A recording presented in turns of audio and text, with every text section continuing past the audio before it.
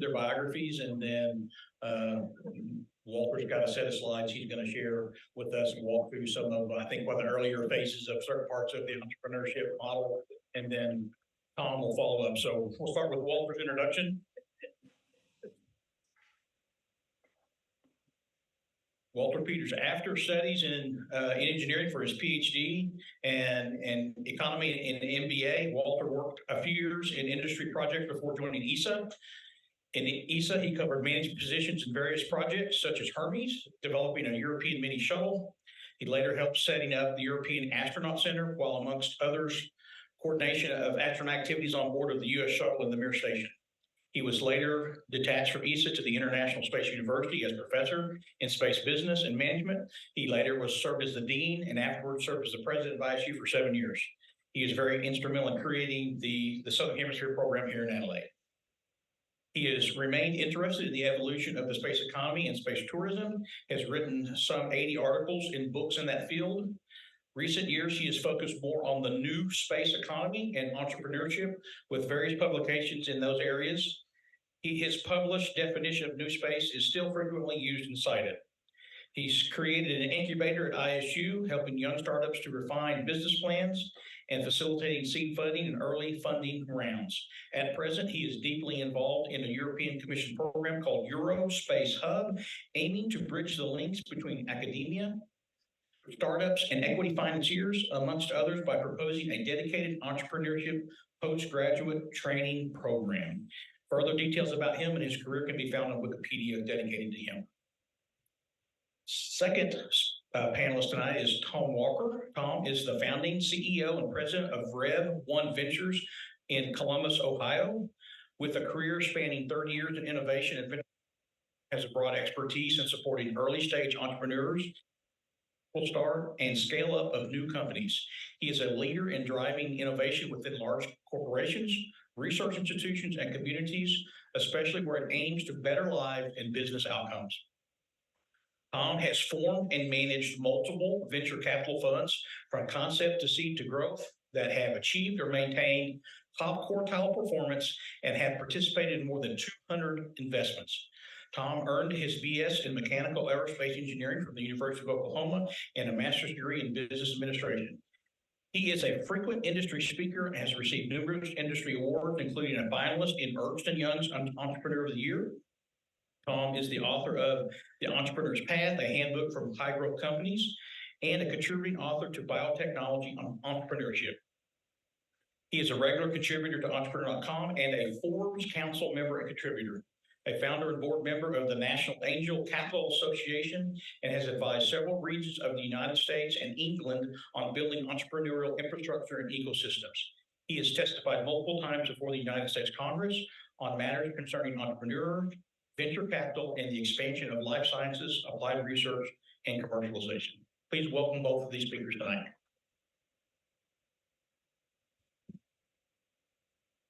Before I turn this over to Walter, and I think he's going to share his slides for us because we were having problems with his slides, it's interesting to recognize that both of these guys started their educational careers and their further careers as engineers, and look where they're at now. So anyways, I wanted to add that comment.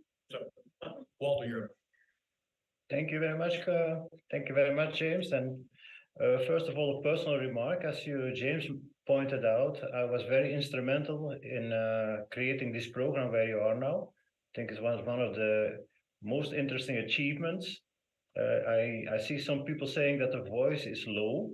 I don't know if somebody can do something about that.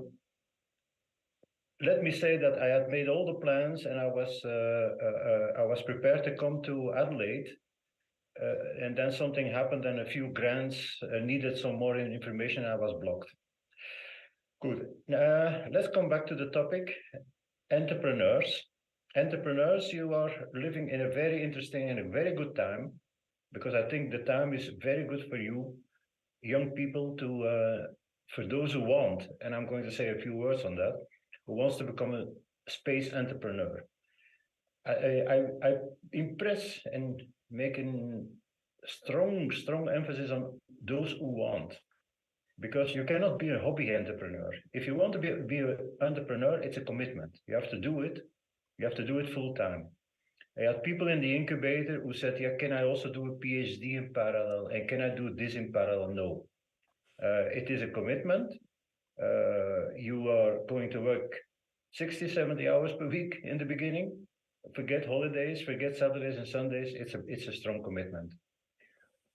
So that's already one thing that I wanted to be sure that we all understand. But now, if you want to become a space entrepreneur, and I would rate it some things like from the year 2010 onwards, it's a fantastic time. And it's a fantastic time for a number of reasons. I'll try to illustrate that with a few slides. I hope the slides are visible there. Yeah. The first thing is that if you look at the last 10 years, there is a lot of interest from the community, from the investment community, also represented by my colleague Tom. They have discovered that there is quite something interesting in the space sector, in the space entrepreneurship. There was some skepticism in the before, I would say 2010, 2012, until we had a certain person called Elon Musk showing that also the private sector could do a fantastic number of things. So the good news for you is that there is a lot of money available for seed funding, for venture capital for the first phases. So that is a very good news. If I talk to equity investors, they all say, where are your people? Where are the people with the brilliant ideas? We have the money, but we need people with the brilliant ideas. Well, it's very easy. I tell them the people are there. They are sitting in SHSSP, they're sitting in SSP, in other ISU programs. But how do we make that link? Money is available. I found this a very interesting chart.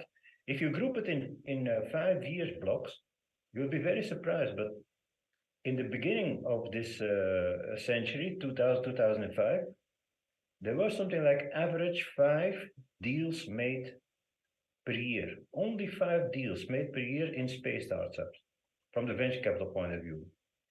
That doubled the 5 years afterwards and continued to go, as you can see, in an exponential curve. So from the 4 deals that were made in the years 2000, 2005, you see that the last 5 years, well, not the last 5 years, but the last block of 5 years, there were not less than 122 deals. So things are good, great from a perspective from the investing point of view, seed money, venture capital, business angels. The second thing is, of course, the great ideas. And there I want to stress that it is not only low Earth orbit, satellite constellations, or access to space rockets. I know that it's very close to your heart, otherwise you wouldn't be there. But you should know that besides these 2 very visible areas, I mean, everybody is talking about SpaceLink and about OneWeb and Kepler and so on. Besides these areas, there are many other areas where you can really have a nice living. Some of them are niche areas, some of them are important areas, because the vested agencies and the big companies have realized that small startups can do also a great job. So they are said, okay, we outsource. We're not going to do it ourselves. We help them with R&D money. We help them with grants. But we let the youngsters, like you in the room there, we let them develop things. And a good example of this chart is the micro launchers. So there are an enormous number of micro launchers being developed at the moment. I will come back on that. But the mechanism is very interesting. If I take Europe and I take, for instance, America as well, there's a different mechanism. But the big agencies have decided we're not going to micro launchers. We're going to give some money to the industry and we're going to ask them to make micro launchers. So you see all sorts of projects coming up, which are partially well, partially less financed, but a big amount. But look at this chart and also at the next one. There are many, many other areas. I would even say personally be a little bit careful about micro launchers and the big constellations. I put some figures here, which are relatively recent. There are something like 80 companies at the moment trying to develop a micro launcher. There is a very, very big risk of market saturation.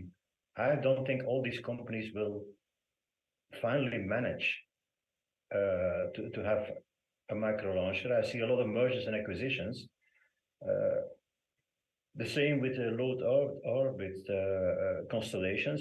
I still have business plans that people say, I have an idea about the constellation which is better than the other ones. Yeah, but there are 200 companies working on that. So watch out. There's a bit of a risk of a market saturation. On the other hand, what I see is a lot of companies coming into new areas where the biggies are maybe less interested for a number of reasons. They leave it up to people like you, but they also say these niche markets, my overheads are too high. I'm not doing it. In-orbit servicing is one of these areas where you have a company like Astroscale doing a good job. Nanorex, you all know.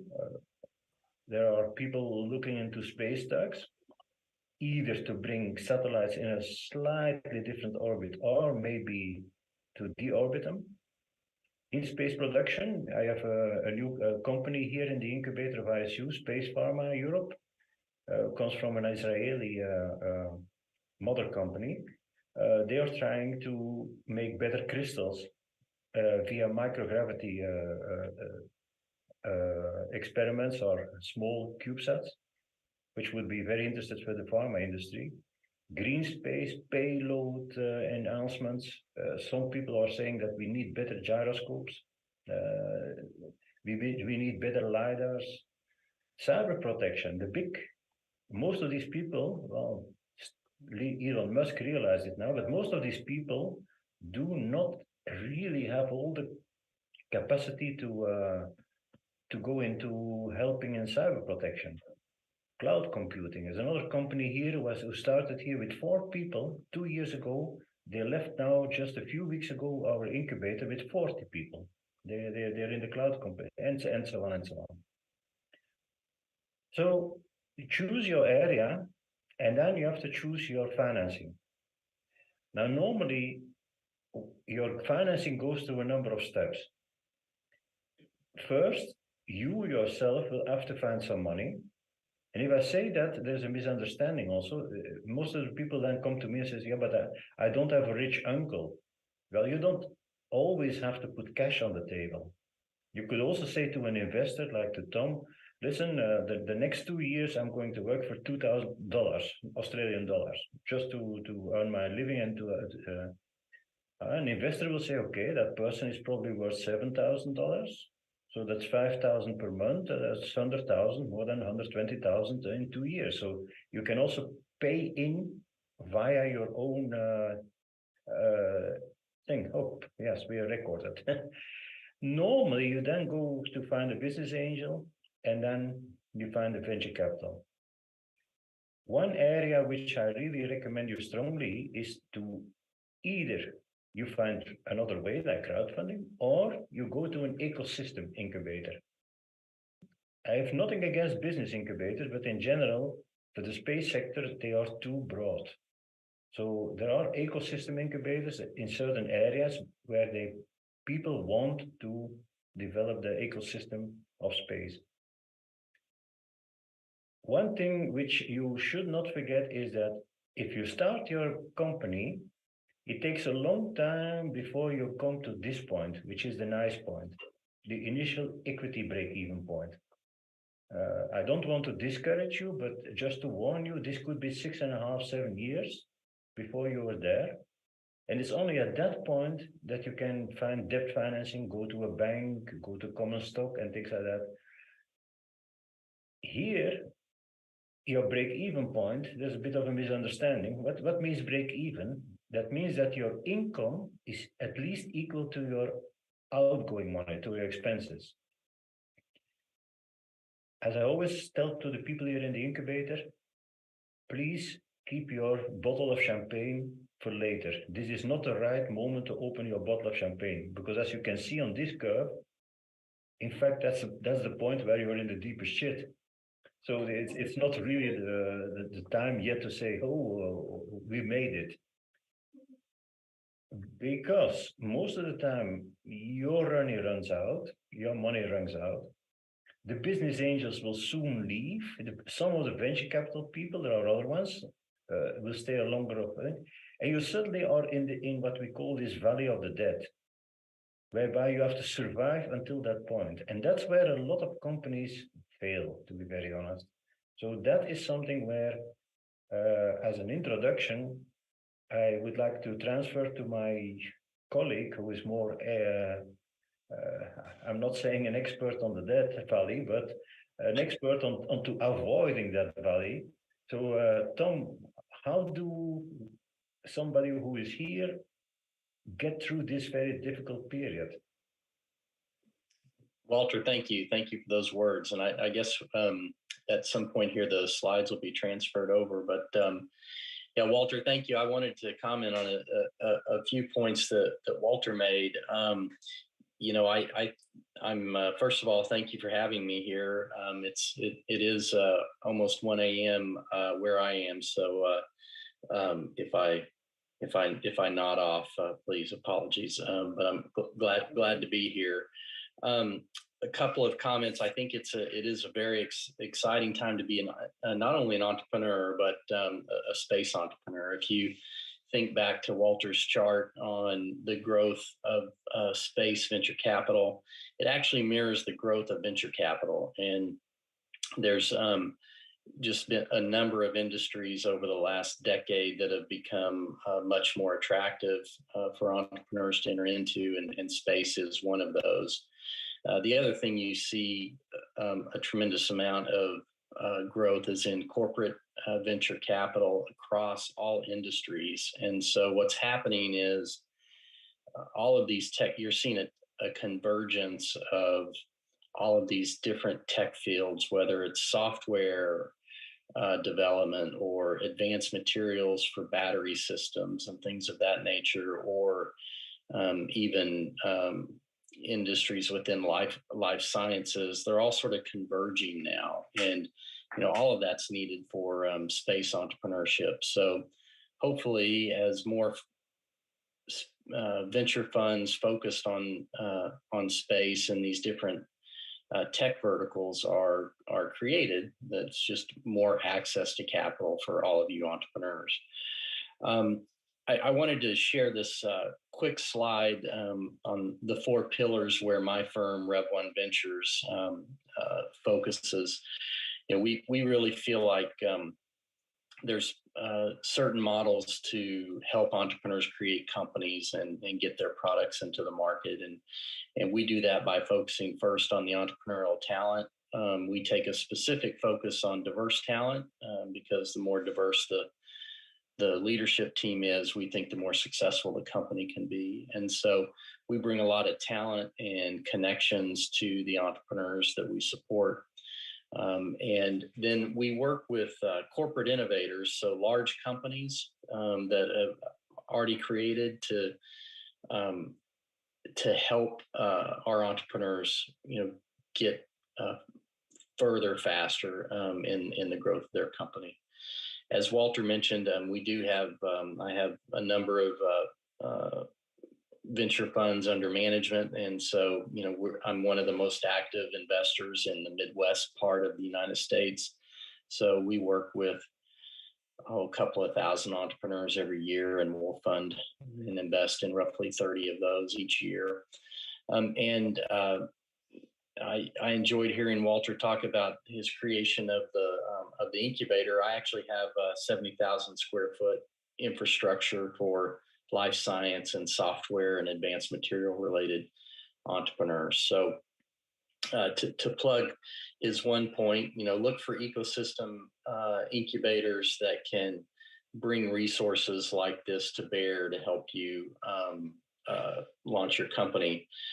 I've been doing this now close to 30 years, and there's been a tremendous growth in support for entrepreneurs, at least the last decade, is that I can tell in different regions of the globe. So find one of those regions that you feel like is going to support you and get all the help you need.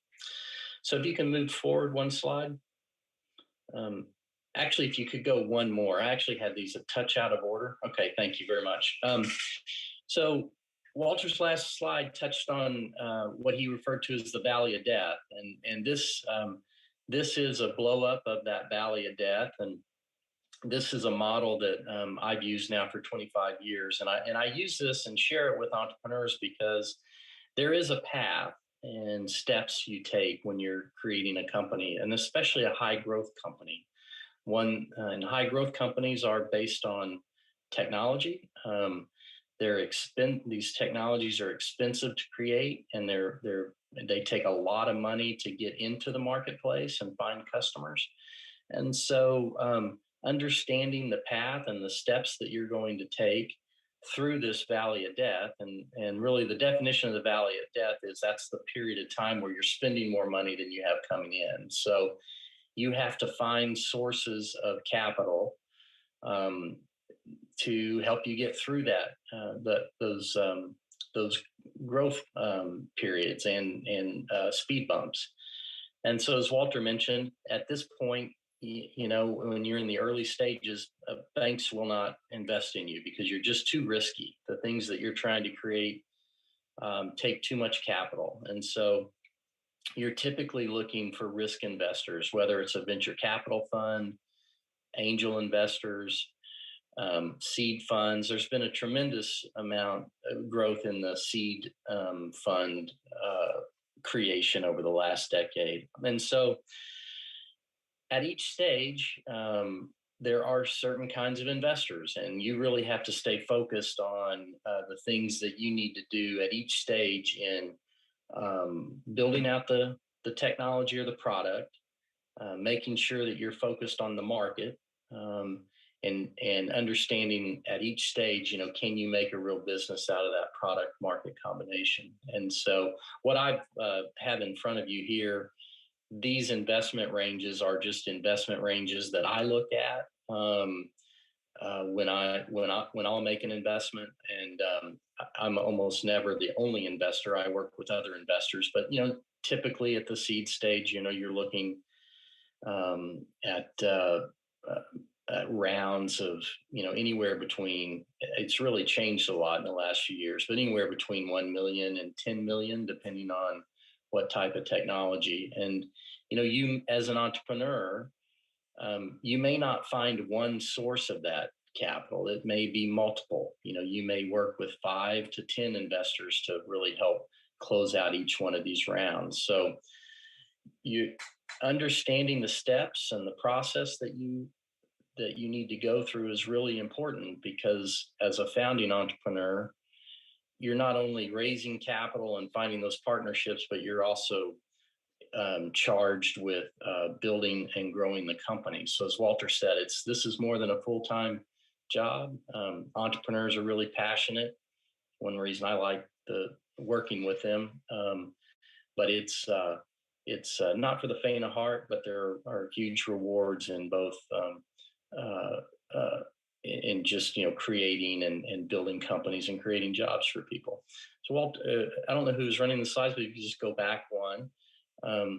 So understanding the steps will help you really accelerate your path to the market. So really getting your product into the market with a market focus earlier can accelerate your time through the valley. And that's where you really see successful high growth companies come out the other end, who are growing faster than normal.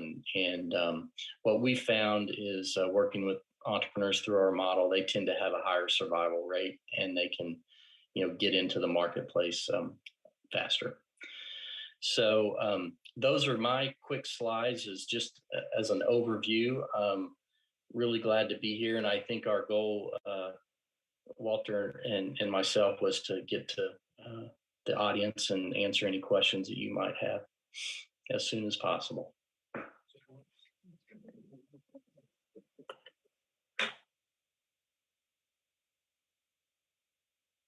Okay, questions. There's got to be lots of questions for all you entrepreneurs here. Well, there are. Hi. From the concept to break even point, what is a kind of good timeline? Walter, would you like me to jump in on that? Well, yes. Let's do it jointly. It depends on the project. I mean, Tom said a very good thing. One of the main problems I see in the beginning is what we call TTM, time to market. Many of you are underestimated the time to market. If you don't need something at a very high TRL, so technology readiness level, you could be there in 2.5 years.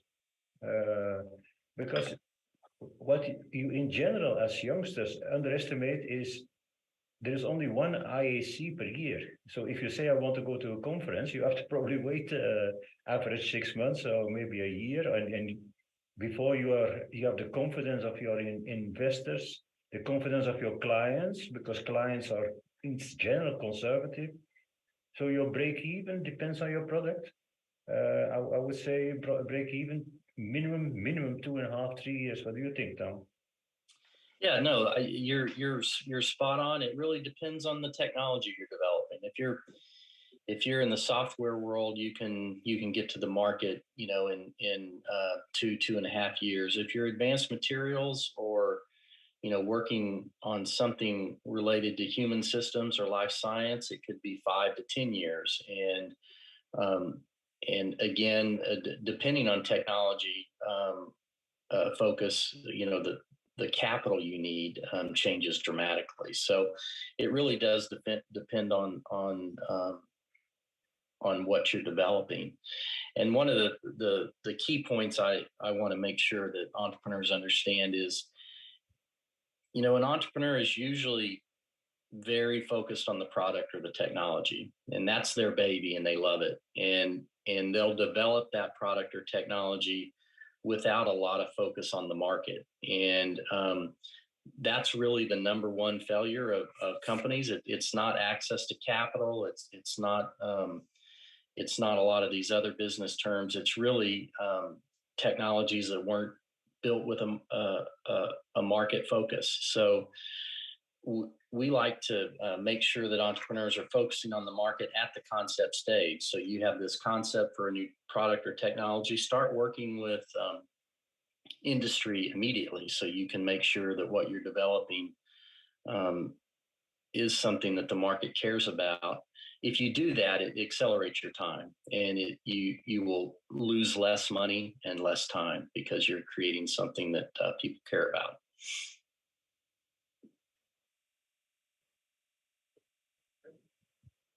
Hi, do you hear me? Yeah. So if you have an idea, a concept, and a minimum product, what is the next step? Like, I think there is like this part when you have an idea or a product, minimal viable product, and you want to grow it or make a company, just start the entrepreneur part. What is like for you the best way to go if you have like a product, an idea? Let me start again from an incubator business. The first thing is to make a good business plan. That is the key. And a business plan, make the business plan yourself and see if you're convinced yourself. Because if you are not convinced about your own business plan, do not try to convince somebody else. That doesn't work. Then you have to be able to show to the investors what a team you have. And I like the slide of Tom with the diversification. I mean, an investor will be very, very eager to see who is your CFO, your financial officer, what is the experience of her or him. And so you have your product, you make a prototype that you can show, or a concept. Most of the people do not buy a concept. There are exceptions, but you have to make a prototype or a demo and a good business plan, and then you go my personal suggestion, go into an incubator where they will help you to make the links, which you may not have, to business angels, to equity financiers. And then you have a chance in 2 years to get on your feet. As I said, I have the example here of, as an illustration of Tom, of a company who works on the cloud. So they put project tools kits in the cloud. Well, they were gone. They had their 7 millions after 1.5 years, and they're gone now with 40 people. So make sure that your business plan is solid, that you can answer the right questions to your investors, because they lose confidence if you're not able to answer the right questions. Make a prototype, make a demo, and go with that business plan to your investors with the help of an ecosystem incubator. That would be my take. But Tom, what's your take? Well, I'll just add on to yours. I think, you know, there are so many resources now to build business plans.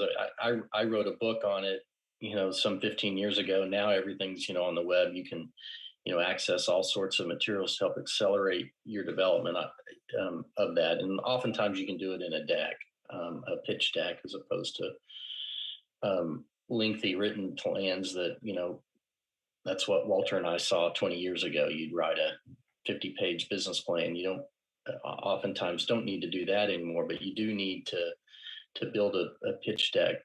I also think, you know, once you hit that point where you think you have an MVP, a minimum, you know, viable product, you want to get to a customer to get some testing and get feedback. That's the first thing we ask our entrepreneurs to do. You have to get that customer feedback early on, because that will ultimately drive what your further development plan is going to be. It'll drive how much capital you're going to initially need, and then you know, drive the kind of introductions that you need, whether they're angels or venture funds or, you know, those kinds of things. So you know, finding an incubator, finding support, ecosystem support services in your area, you will be connected with someone that can help you, you know, kind of walk through that path. But we really, oftentimes entrepreneurs can be a bit nervous about going to an early customer for beta testing or something like that. But we think it's a very important early step, because you can learn a lot and avoid missteps. Just to help you, my friend who asked the question, indeed, as Tom said, what we see more and more is what we call now the 10, 20, 30 slide deck. That means they will ask you 10 slides, which you have 20 minutes to present. And then the fun factor, but it's not a fun factor, is that they ask you to use a font 30, because they don't want you to put too many words on the slides, which they cannot read anyway from the back of the room. If you want to see how these slides look like, in our opinion, and this is based upon my experience with investors here, go to the ISU Incubator website, and there you will find a template for the 10 slides. What we think you should have on each of the 10 slides. Take a number of backup slides if you want, if they ask something, that's always nice. But get your ideas on the 10 slides, and I refer to the incubator website where you find that stack.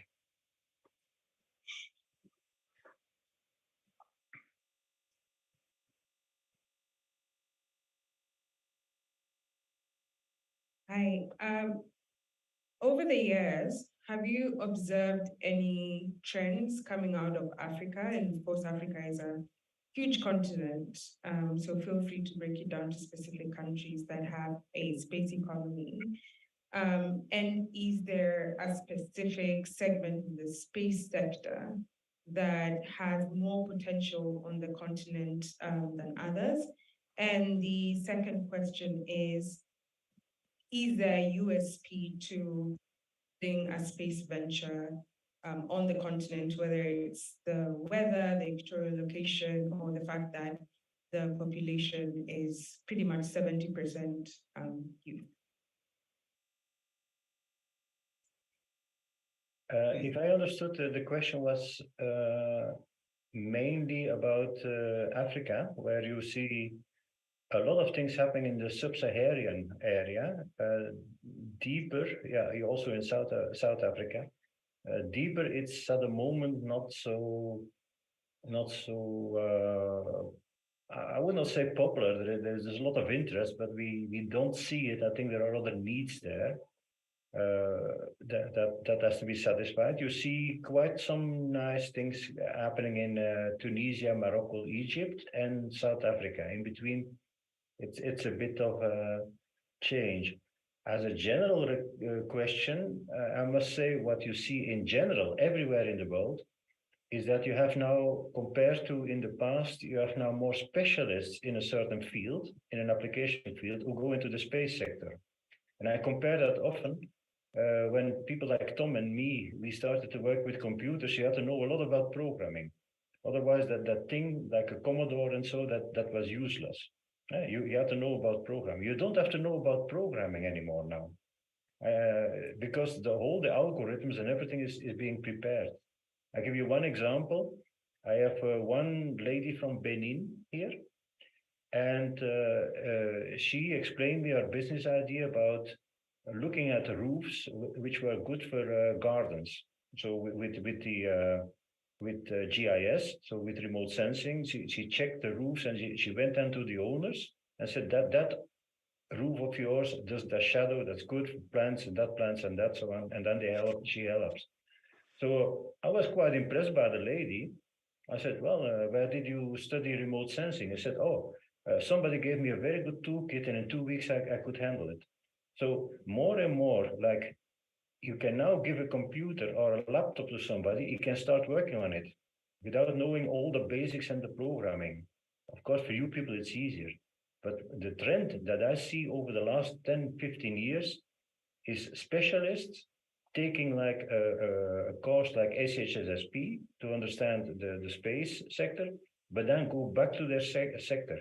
Architects, agricultural specialists, even lawyers. At the moment I'm working with a lawyer who has an idea on drones. You wouldn't believe it, but so that's the trend I see.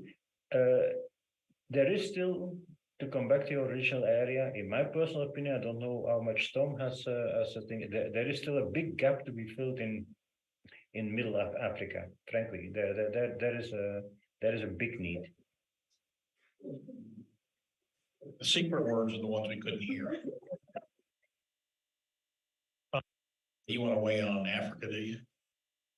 Well, the only thing that really came to mind was just on the investment piece. There still needs to be, a convergence of, the ability to sort of invest globally in these kinds of companies, and different countries have different laws around investment and equity ownership and those kinds of things. So as an investor, we always look at these types of things where if a company is coming from a different country. So as an entrepreneur, it's important for you to look at that. Did we lose connection? For some reason, we're cutting in and out on audio for both of you, so it may be us, I'm not sure. Okay, I'll pause for a moment.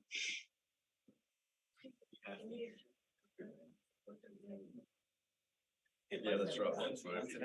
Can you repeat? I would say just give it a shot, and we'll try to mute stuff here, maybe.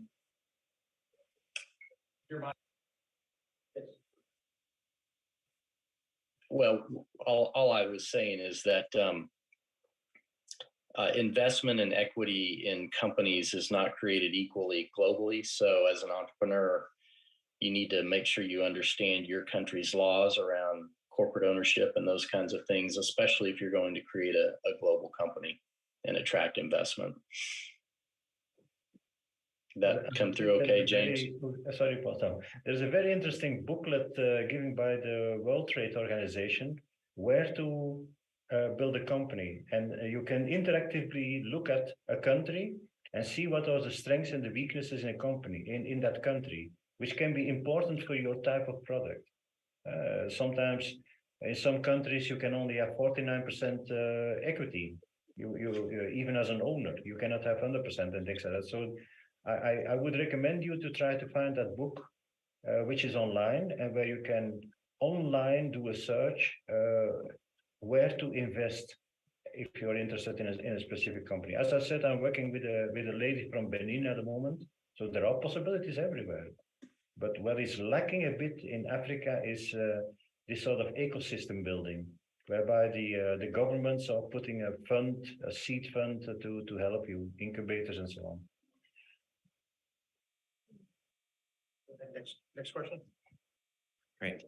Thank you very much. This kind of that answer kind of flows into my question, which is about what your thoughts are on different countries' mindsets and support around investing in startups. So, for example, there's a very different culture in investing in Australia versus in the US. The US is a lot more happy to invest early, whereas Australia is a lot more conservative in investing.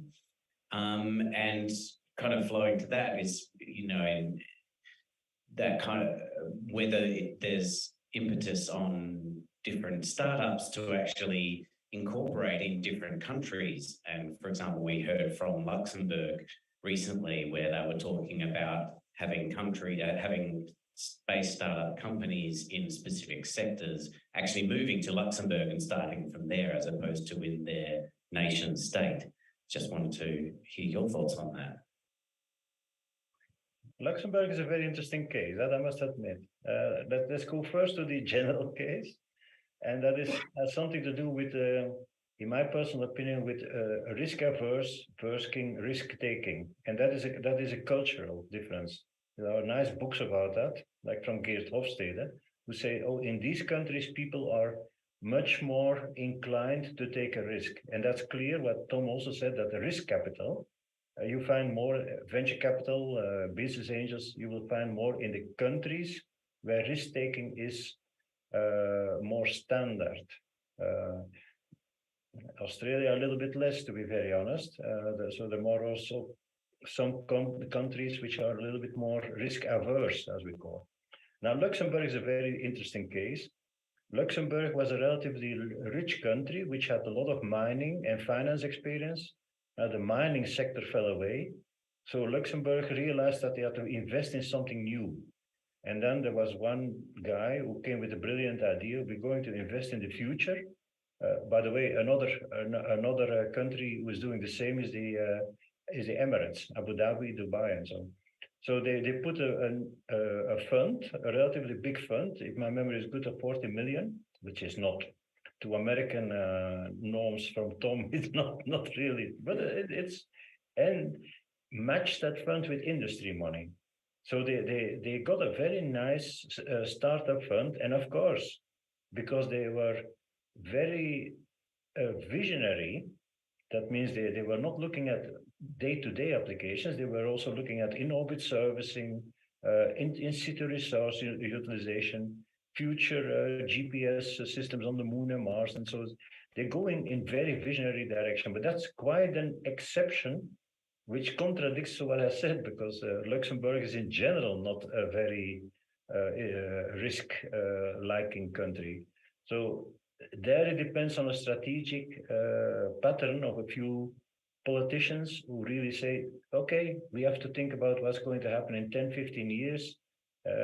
Same like in a number of countries in the Middle East, who realize that the petrol will not continue to come out of the ground, so they need other things. So you can find a lot of support in Abu Dhabi, a lot of support in the Emirates, in Oman, and so on. So it depends a little bit on the political vision and on the risk aversion of the country. Yeah, just to add on to that, I think, you know, your overarching question is information so much, you know, so easy to access today. You can determine, you know, which countries are helping create, you know, sources of capital and those kinds of things. in the early 2000s, I spent a lot of time with the Southeast England government, so south and east of London, to really target your specific question, which was how can we create more sources of risk capital for entrepreneurs in England, which very sort of risk averse country as compared to the United States. If you fast forward now, some 15 years later, there are a lot of new sources of capital in that country that target seed and early stage and growth companies, and traditional venture type funds. There's also a lot of new incubators, that have been created over the last 10 years, accelerator programs, those kinds of things. It's a lot easier today to find out on the web using sources like PitchBook or CB Insights or those kinds of things, and determine where there might be some growth areas in risk entrepreneurship throughout the globe. So it is changing. Some of these changes are generational. They do take time, but like for example, now we're seeing a lot of artificial intelligence companies coming out of Canada. That's new over the last 5 to 10 years. And so you can, those types of things are changing, but you can, a lot of times right now, I think that information's at your fingertips to research. Okay, are you going to follow up there? Yeah. Okay. Probably have time for just one or two more questions. Depends on how verbose our answers are, right? Great. We have to catch a buzz in about 20 minutes. So. Yeah, I'll keep it quick. So yeah, I love incubators. I've been in the startup world for a while with a couple of different startups. And incubators, I agree, they're fantastic. They're really great to help educate people with new ideas and get through, different phases. Fantastic for education for startups. Is there something that you think we can do as startups to help? Who can help to educate the VCs and the angel investors, around different opportunities? One of the things we have in Australia in particular, again, I'm talking from my perspective here, but we're very much focused on manufacturing and investment, and be great to work out a channel that we can have a path to educate the VCs further, or the seed investors, like maybe an incubator for them.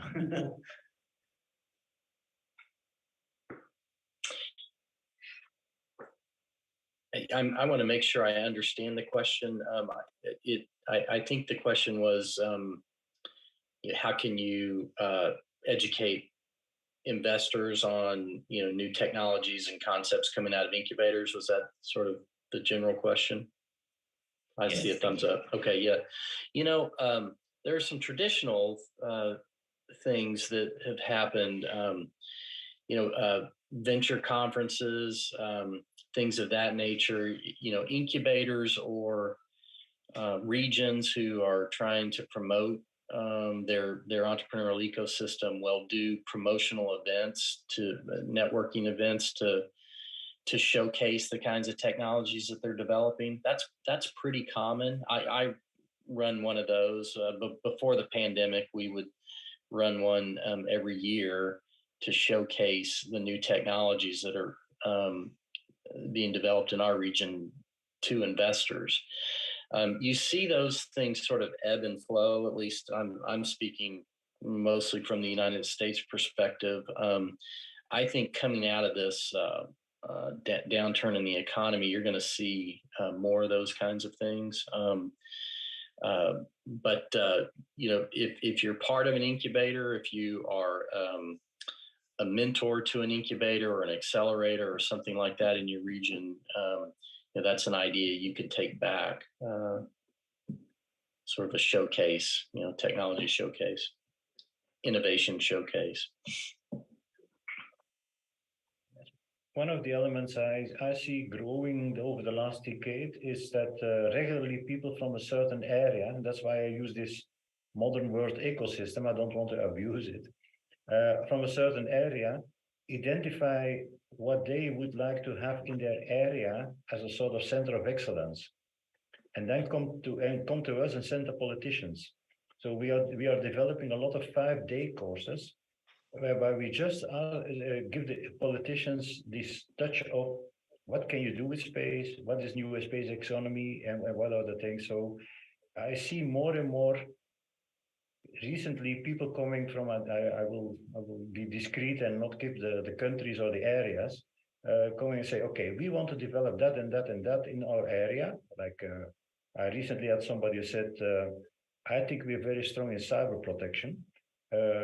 Can we send a few politicians and business people and venture capitalists to you for 4 or 5 days to know a little bit more about the space market and the needs for cyber protection? Yes, then we make a course around that, and that we do a few times in ISU per year, 6 or 7 times per year. So it depends on the need definition. I heard on the accent, which I'm very familiar with, that you're Australian.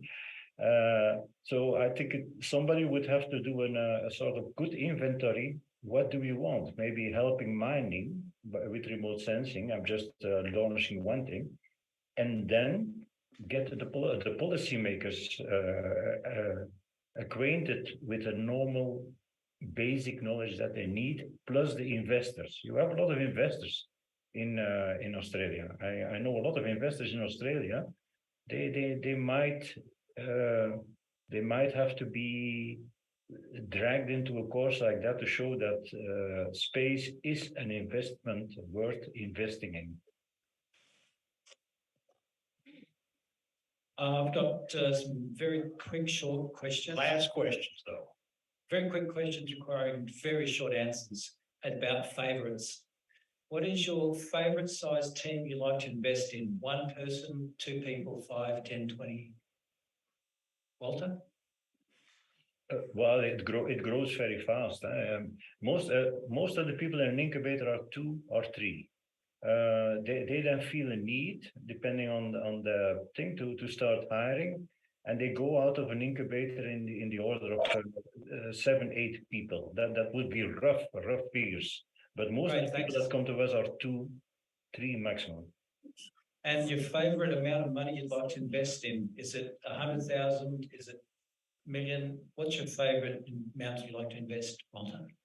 That I leave to Tom. There he has more experience, I think. Yeah. So I've traditionally been a seed investor, so I like to get in early, and those teams are usually 2 to 5 people max. And that investment round is, anywhere between $500,000 and $1 million. So, my favorite investments are those that return money. So it's not necessarily a favorite amount. It's the ones that return money. Those are my favorites. We all like that amount. And my final question is, what is your favorite area you'd like to invest in? Again, Walter.